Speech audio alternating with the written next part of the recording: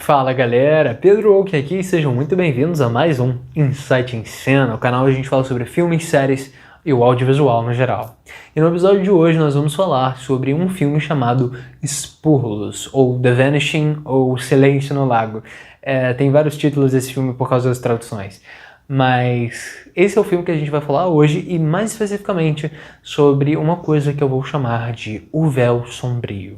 Mas antes da gente começar, galera, claro, como sempre, eu tenho que pedir para vocês curtirem, comentarem e não se esquecerem de se inscrever no canal, dando um pouquinho de amor para esse sininho aqui embaixo, porque ajuda muito, galera. Então, se ligaram na cena? Estão preparados? Então, beleza? Solta o crack!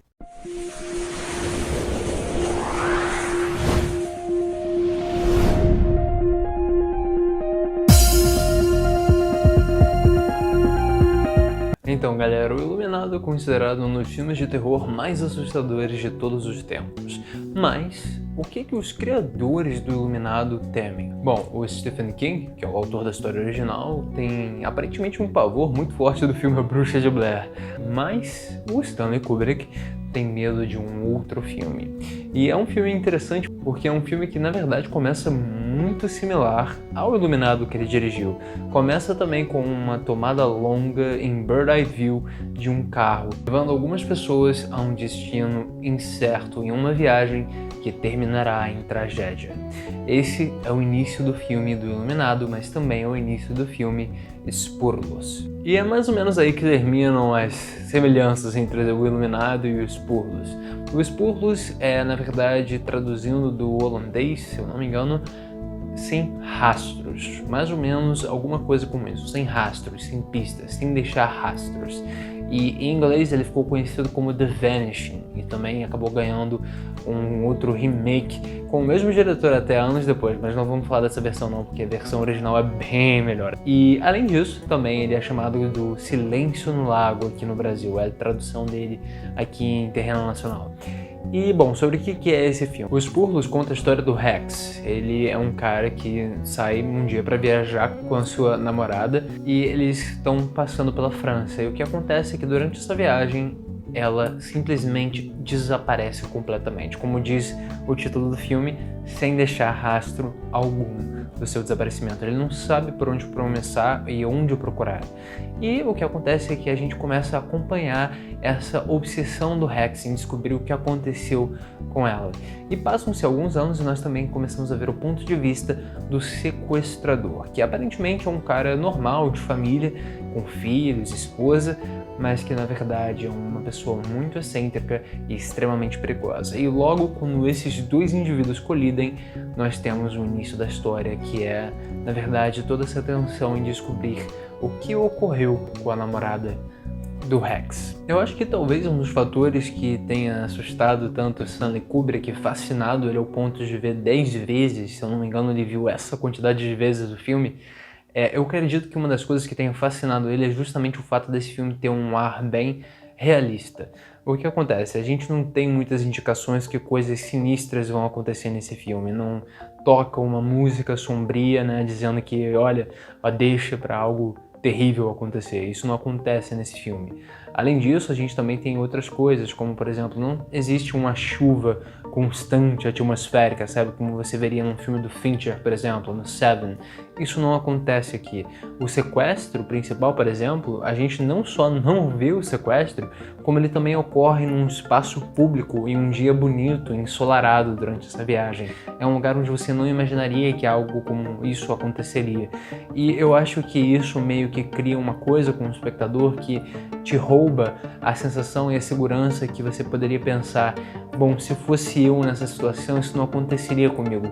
Muitas vezes em filmes de terror, né, a gente vê as pessoas fazendo coisas estúpidas, indo a lugares que elas não deveriam ir, tomando atitudes que elas não deveriam tomar. Mas nesse caso, eles não fizeram nada de errado.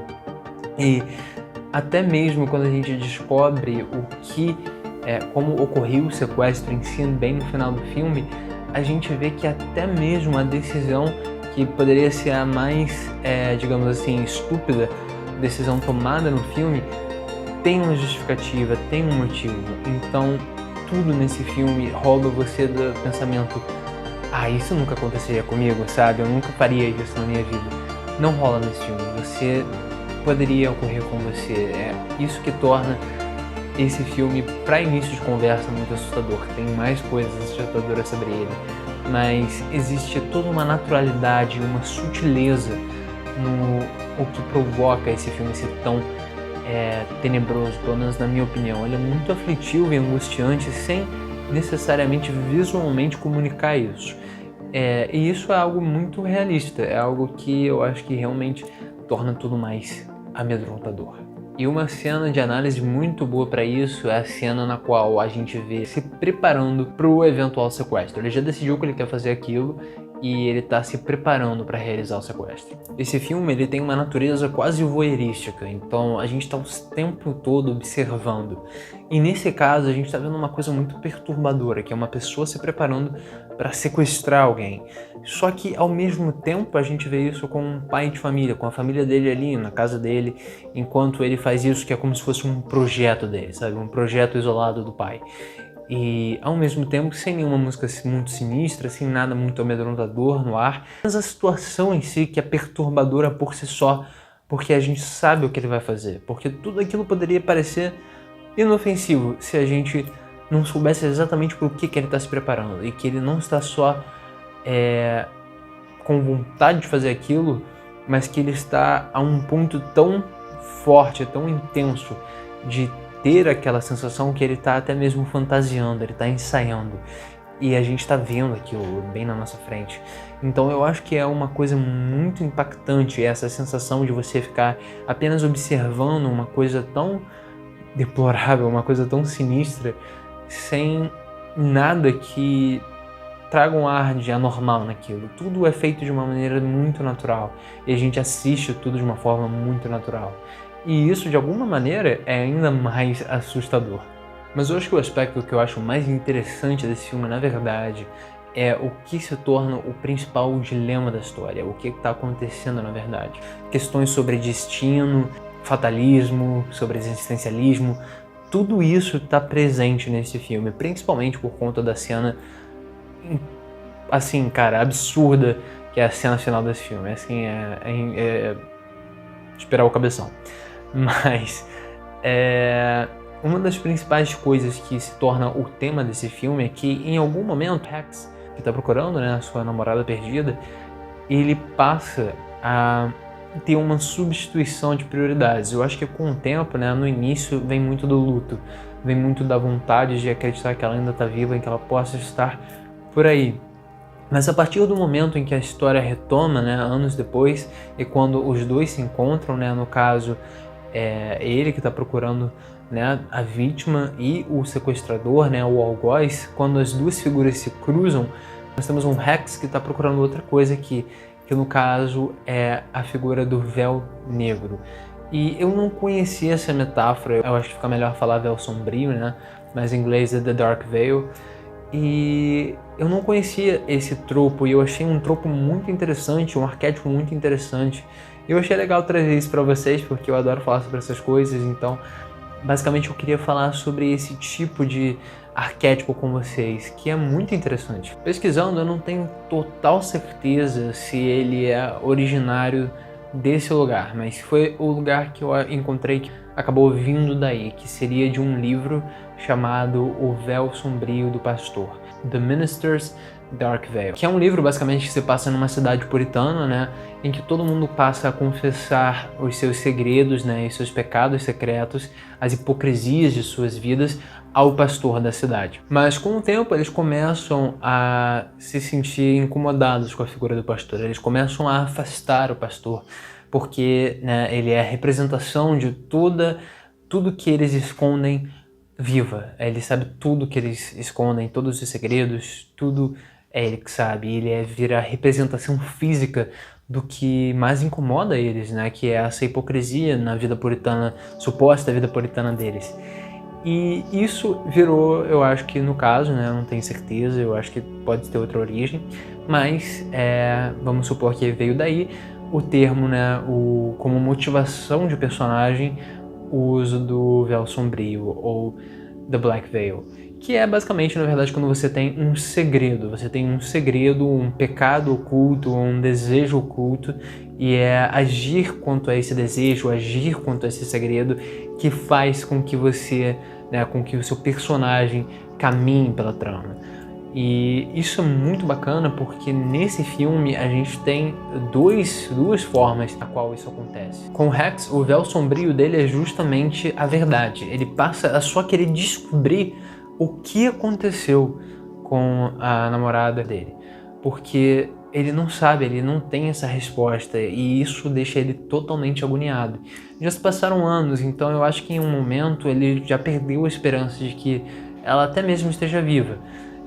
Se essa foi a grande motivação dele no início, né, encontrá-la, ver se ela estava bem, isso já se foi. E o que sobrou, na verdade, era só um desejo louco de saber a verdade, de saber o que aconteceu com ela, pelo menos, para ele ter um pouco de fechamento. A gente vê até mesmo com a inclusão de uma personagem feminina, né, que poderia ser um interesse romântico pro Rex novo, né, depois desse tempo, mas ele não consegue desapegar da figura dela. Então, ele não consegue ter um relacionamento novo, porque ele não teve fechamento, ele não conseguiu fechar essa ferida. Se ele pelo menos souber a verdade, ele sente que talvez ele possa continuar com a vida dele. Então esse é o véu sombrio dele, é descobrir a verdade sobre o que aconteceu. E o véu sombrio do sequestrador é justamente, né, o prazer de saber qual é a sensação de realizar uma coisa ruim. Ele quer saber como é a sensação de tirar uma vida, a sensação de você privar algo de alguém, roubar algo tão precioso de alguém, no caso a vida da pessoa, né, que qual é o prazer que aquilo vai provocar nele, qual é a sensação que aquilo vai dar. Esse é o desejo sombrio dele. Então, no caso, a dinâmica deles passa a ser que eles têm algo que o outro quer. Pro Rex, o sequestrador tem justamente a verdade que ele tanto almeja. E pro sequestrador, o Rex tem a oportunidade de ser mais uma vítima, para que ele experimente mais uma vez a sensação que ele tanto almeja sentir. Os dois podem suprir o desejo um do outro e é aí que começa essa relação simbiótica muito negativa e estranha, mas também de uma certa forma fascinante, que dá um diálogo excelente, com uma cena deles viajando de carro, na qual eles conversam justamente sobre isso, de onde veio esse desejo do sequestrador e também do Rex já ter passado do ponto do luto, né, e agora tá só querendo descobrir a verdade sobre o que aconteceu. E é um diálogo fantástico que é essa cena do carro, que eu super recomendo que você assista, porque assim é incrível. E o bacana desse filme é que ele poderia ser muito direto, sabe? Ele poderia mostrar logo de cara o sequestro e talvez nem nos dizer o que tem acontecido com ela de cara e só no final mostrar como ela morreu. Mas ele não faz isso, ele mantém você na mesma posição que o Rex. A gente talvez saiba um pouco mais que o Rex, mas o que a gente não sabe é o que ocorreu com ela. Como ela foi sequestrada, como ocorreu, o que ele fez para atraí-la. Ele seguiu exatamente aquela rotina que ele fez no início do filme, quando ele estava ensaiando. Como ele matou ela? Ele matou ela? Ela tá viva? Ela tá morta? Tudo isso a gente não sabe. E a gente fica nessa mesma agonia que o Rex tem. E isso que é interessante, porque esse filme ele mexe com a nossa curiosidade. Ele é um mistério, né, obviamente, um mistério dramático, e mistérios mexem com a nossa curiosidade. A gente quer saber o que aconteceu. E da mesma forma, o Rex também quer descobrir o que aconteceu. Então, quando é oferecida uma escolha pro Rex, e essa é a cena que eu queria falar com vocês principalmente, que é a cena Red Pill, Blue Pill, se é que vocês me entendem, uma referência assim ao Matrix. Nessa cena que ele tem que fazer uma escolha, que é basicamente ir embora, mas jamais saber o que aconteceu, ou aceitar ser drogado, saber exatamente o que ocorreu, cara, é um momento de escolha em que nós, como plateia, né, nós como audiência, a gente pensa, pô, cara, é burrice você fazer o que esse cara tá falando, não toma isso. Mas ao mesmo tempo a gente também quer saber o que aconteceu com ela. A gente tem interesse em descobrir o que exatamente ocorreu com ela, assim como o Rex. Então o que acontece, que é brilhante, é que primeiro o Rex recusa, mas depois ele acaba aceitando. O que é exatamente o processo de pensamento da plateia. Você na plateia pensa, cara, não aceita isso aí é uma armadilha, é uma fraude, não faz isso não, pelo amor de Deus. Mas depois você pensa, porra, mas eu queria saber o que aconteceu, eu queria saber o que ocorreu de verdade, o que rolou naquele dia do sequestro, qual o destino dela.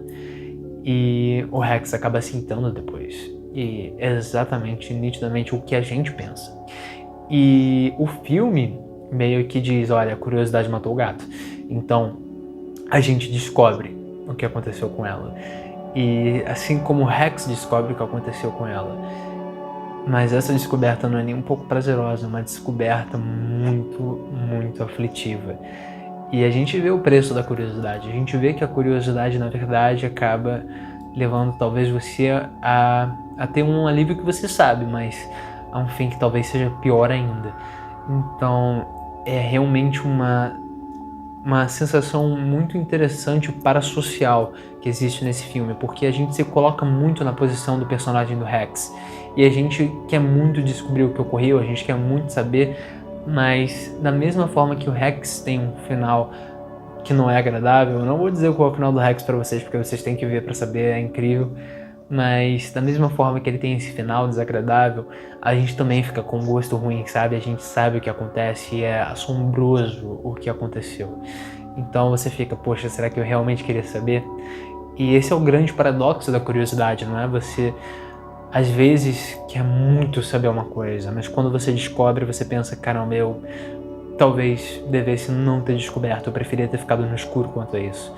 E é muito interessante, e essa é a grande pergunta, eu acho que o filme faz para você também no final das contas, é o que você preferiria? É saber e sofrer esse fim trágico, ter essa imagem mental na cabeça também, ter essa angústia, ou ficar no escuro e não saber o que é uma outra angústia? No fim a gente acaba só trocando uma pela outra, né? E o véu sombrio do sequestrador também não é bom para ele, porque no final das contas, quando ele satisfaz esse desejo dele, não é prazeroso. A gente vê que ele, depois que a gente vê o que ocorre, né, não só com a moça, mas também com o Rex, a gente vê ele também não está satisfeito, ele não está sorrindo, ele não está contente com aquilo. Então perseguir o véu sombrio dele, né, o desejo dele, não levou a nada. E eu acho isso muito interessante. Esse é o grande paradoxo do filme e essa é a grande sacada do filme. Ele é um filme que não te alivia em nenhum momento. Ele te mantém tenso o tempo inteiro e mesmo quando você descobre a resposta, você ainda continua tenso porque é uma coisa horrível. Então, ele é um filme sem alívios, um filme extremamente naturalista para o tipo de gênero que ele é, né? Para um filme de drama, um filme investigativo, né? Um filme de mistério. Ele poderia ter todo um trabalho atmosférico que ele deixa simplesmente passar e isso de alguma forma o torna ainda mais assustador. Todos esses elementos acabam convergindo para fazer desse realmente um dos filmes mais angustiantes e assustadores que eu já vi. Eu tenho que concordar com o Kubrick nessa. E eu achei, assim, espetacular. É um filme que realmente vale muito a pena ver. E eu super recomendo que você assista. A versão original, não o remake norte-americano. Você pode assistir o remake norte-americano, claro, mas eu recomendaria que você veja depois, porque é muito bom ver o original primeiro e entender todos os temas dele e também tudo que ele quer passar. É realmente muito bacana.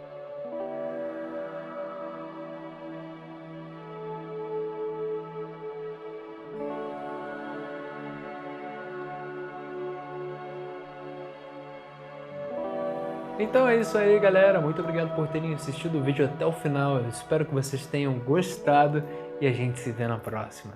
Valeu!